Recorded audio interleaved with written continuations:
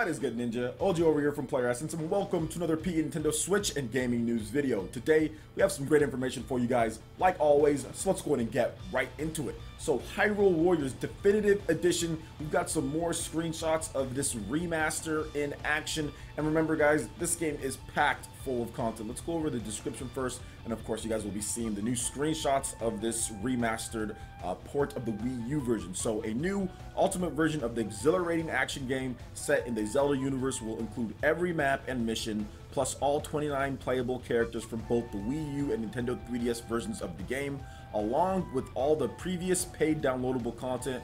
Play as Link, Zelda, Midna, Skull Kid, and dozens more in this action-packed battles at home or on the go. Additionally, the game includes new outfits for Link and Zelda based on The Legend of Zelda Breath of the Wild. This new version launches for Nintendo Switch in spring. So one of the things that people kind of like talked about when it comes to Hyrule Warriors Definitive Edition is like, what are they going to do with the game? And that's one of the things that I've talked about as well in terms of just like the resolution, obviously the frame rate. Is this going to be like Fire Emblem Warriors, to where you have the option of playing in 1080p 30 frames per second and 720p 60 frames per second, or is it just going to be locked at like 1080p 30 frames per second? Because Nintendo did reveal only one bit of information, was that this game is going to run at 1080p. So looking at these screenshots, and the only reason why I'm talking about it when it comes to the technical terms and all that is because Nintendo mentioned, one, it's going to run in 1080p, and two, you want to compare the screenshots as far as what have they done, like how much better does it look.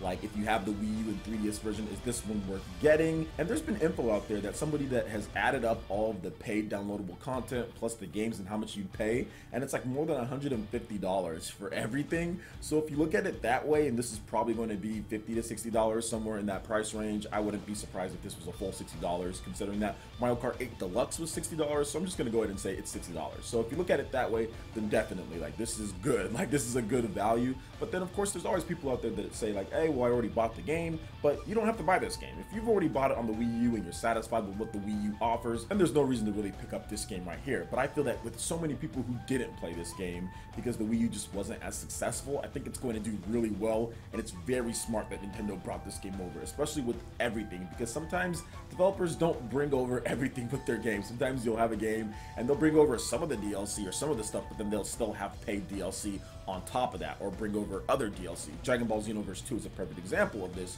to where it has a lot of the stuff that came over, but still a lot of paid DLC as well. So if you're looking at it from Hyrule Warriors perspective, you're going to get all of everything. But what do you guys think about all this in terms of Hyrule Warriors Definitive Edition? Will you be picking this one up? Did you already buy it on the Nintendo Wii U? We're going to buy it again. Is this your first time to experience the game? Let me know your thoughts in the comment section below. Alright, I'm moving into the next topic here. This is a little bit more of a rant when it comes to the gaming industry or game journalism, and I'm using quotations there, guys, because at this point, people are just really looking for the best way to try to pit people with this pretentious stupidity that goes on with the console war garbage. Like, it happens all the time. They try to make things out to be so much bigger than they actually are, when before in the past something might have not came over at all, but now that it is coming over, when it comes to Dark Souls, they have to write articles and write stuff like, oh well, there's only something to do this. And there was one article that somewhat like triggered me when it comes to this rant here, and there was an article, and I'll put the link in the description below, but I'm not going to sit here and give these people more hits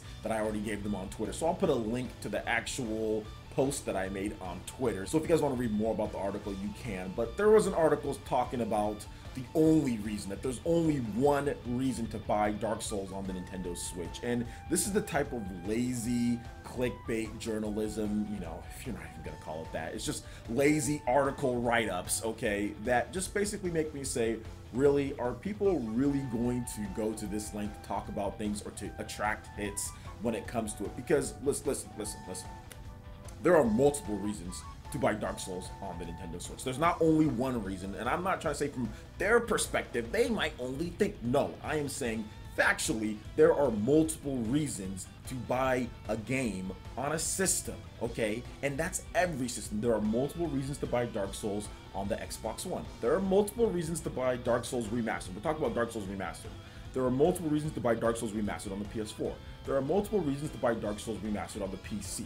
There are multiple reasons to buy them all the different platforms, okay? Even if it's the smallest reason, it can be the fact that the controller that you like feels better on the Xbox One. That's a reason, okay? It doesn't have to be a big reason or a small reason. There are multiple reasons for any system for you to pick it up. It could be because you have a bunch of friends that are playing on Xbox Live or playing on PSN, so that's the reason why. It could be because you like the way that the PlayStation 4 installs games faster than the Xbox One. It could be because the Xbox One X is probably going to have 4K support over something else, over the baseline PS4. Even with the upgraded models of the PS4 and the Xbox One, there are multiple reasons to get it on the PS4 Pro or whatever it is, okay? Or on the PC. PC has free online play. Nintendo Switch has cheaper online play and still at this point has free online play, but even when it goes paid, it's cheaper than PS4 and Xbox One. The Nintendo Switch has HD Rumble. If they take advantage of the HD Rumble, that's another reason to buy it. Nintendo Switch has an awesome Pro controller that lasts a lot longer than the PS4 controller. So there are multiple reasons for anybody to buy a game on their system of preference, outside of them just wanting to buy it, or even just the only fact of portability, which people like to sit there and bring up, which is cool. Obviously, portability is a huge and major factor, but I don't like these Stretch Armstrong reaching articles for clickbait, you know what I'm saying? Saying there's only one reason to buy it on the Nintendo Switch. No, there's not. There's not only one reason to buy Dark Souls Remastered on the Nintendo Switch. There's other implicating reasons as well, such as continued third-party support. I mean, there's all sorts of stuff. So this is just short-sighted, narrow-minded type of garbage that we see out there, and of course N4G, but to the websites that try to sit there and perpetuate this type of stuff. And I'm really sick of it, you know. And usually I'll talk about it on Twitter and stuff like that, but I realize it's more efficient and better for me if I could talk about it on camera to you guys and get you guys' opinion on these things. But honestly, read the headline and kind of understand what I was trying to say, because I had a lot of people saying, oh, well, that's not a big enough reason. That's not what they said. They didn't say there's only one big reason. They said there's only one reason. There's only, quotations, one reason, which is false right off the back. That's invalid. That's completely invalid from the very beginning. Maybe it's only one reason in your opinion, but in all actuality, anytime there's a difference between one system over another, there could be multiple reasons from that. So critical thinking from these journalists or from these writers is at an all-time low. It's always been low before. We've seen the downfall of gaming journalism from Razor Fist. It seems like it's not getting too much better as we progress here. I mean, there's some great pieces, there's some people that do some great work, so I'm not trying to slam everyone. I mean, YouTube's just as bad as well, right? We get clickbaiters and all sorts of stuff here. So like I said, for me, I'm going to talk about certain things sometimes on here, and hopefully you guys can see my viewpoints as far as what I'm trying to say. But I personally feel, as someone who plays Nintendo games a lot, someone who plays Nintendo Switch a lot, I feel that there's multiple reasons outside of just portability. I think that there's lots of stuff in terms of community of games that you want to play with, in terms of battery life, HD Rumble, controllers you want to support. I mean, there's all sorts of stuff that you can think of. Even if it's a small, tiny, minuscule reason, it's still a reason. So that's just my rant on there. What do you guys think about this? Comment section below. Make sure you check out the link if you want to read the full article, or to the article, the source material here. I'll be in the link in the description below. Alright, and moving to the final article here, I think I'm finally closing out my Nintendo Direct mini coverage, but I might have missed a few things here or there. But we have the Super Mario Odyssey February update, and I'll add the Balloon World minigame, new snapshot filters, and costume for free. So Luigi does make an appearance in Super Mario Odyssey, so Nintendo released a free update to Super Mario Odyssey in February that adds a new minigame called Balloon World, as well as a new snapshot mode, filters, and new outfits the company has announced. Now, Balloon World will be available to players who have completed the main story. In Hide It mode, players will have a certain amount of time to hide a balloon. In Find It mode, players will have the same amount of time to locate balloons hidden by other players from around the world. Players can move up the rankings by finding hidden balloons and become expert hiders. Super Mario Odyssey is available now for the Nintendo Switch. You guys can check out the footage as you're doing so here. And this is definitely good news for everyone who wanted DLC in Super Mario Odyssey, because there are a shocking amount of people that have actually collected all 999 moons, and fairly quickly after the game launched. People that just kept on playing and playing. It's that type of addictive game. I actually played it straight through almost for like the 30 hours. I played it for like a couple days or something like that, or 3 or 4 days, and I beat it, and I was like, wow, that was just a great experience.